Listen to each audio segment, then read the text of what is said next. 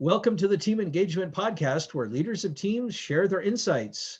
We discuss 6 questions in 9 minutes because leaders know how to be concise. Let's get started with our guest today. Our first question, in a few sentences, tell us who you are and what you do. Hi, I'm Melissa Pepper, and I'm hailing from the coast of Iowa and Illinois in Bettendorf, Iowa, and the Quad Cities. I'm the president of Total Solutions, and we are a shared service organization. So we provide all the things that business owners didn't get into business to do. We do all of that. So payroll, HR, bookkeeping, marketing. We're a PEO, so we're providing benefits and work comp. So we're really wrapping around these business owners so that they have more time for their mission and why they started their business in the first place. You do all the things that the government makes us do when we start a business that we had no intention of doing. I like that. Yes, take it off your plate. Absolutely. Good for you. Question number 2, what is the best thing about working with a team?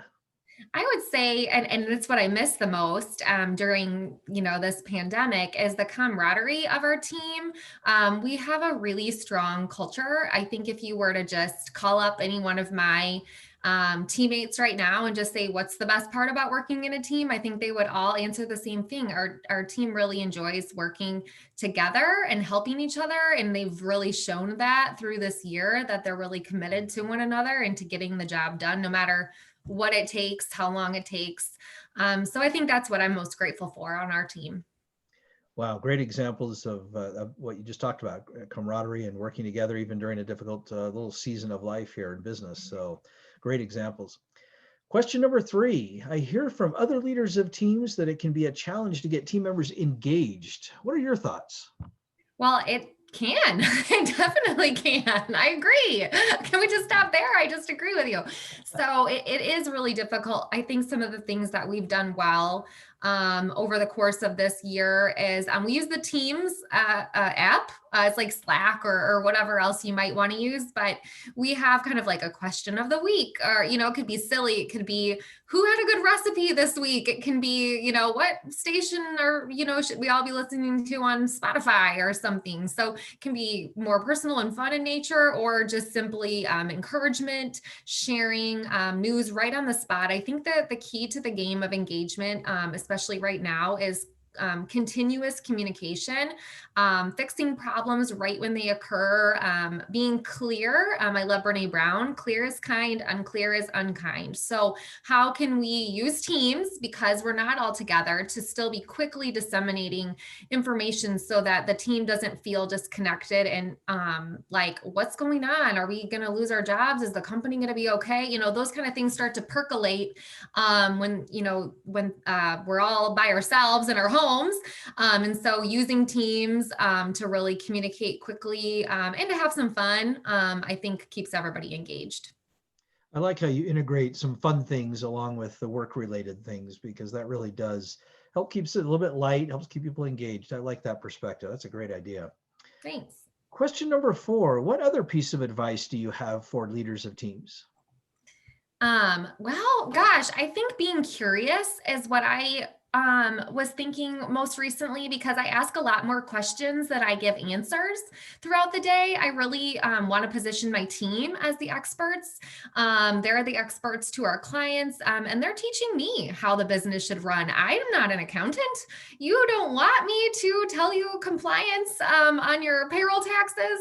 I'm really here to be the glue and help the team see their connections to one another, but I'm not the expert. And so I think being very curious every day and asking, well, how do you do this way? Why is that the way that it is? Instead of trying to have all the answers, is one of my, I guess, leadership secrets, because I think my team appreciates the opportunity to coach me and teach me how things work. And it really has led to some really good process improvement and efficiencies in the business, because the team is empowered to make decisions and then tell me, this is why I did this. And it's awesome for me too, because I'm learning a lot every day. Wow, great examples and really smart of you, in my view at least. I completely agree that it is really a smart idea to ask your team why they're doing what they're doing, not in a challenging way, but in a curious way. So I love that word that you use, that curiosity that a leader should have. That's a great new word that I'll add to my vocabulary as a leader as well. So thank you for sharing that. What other successful leaders of teams would you like to recognize that have had a positive influence in your life?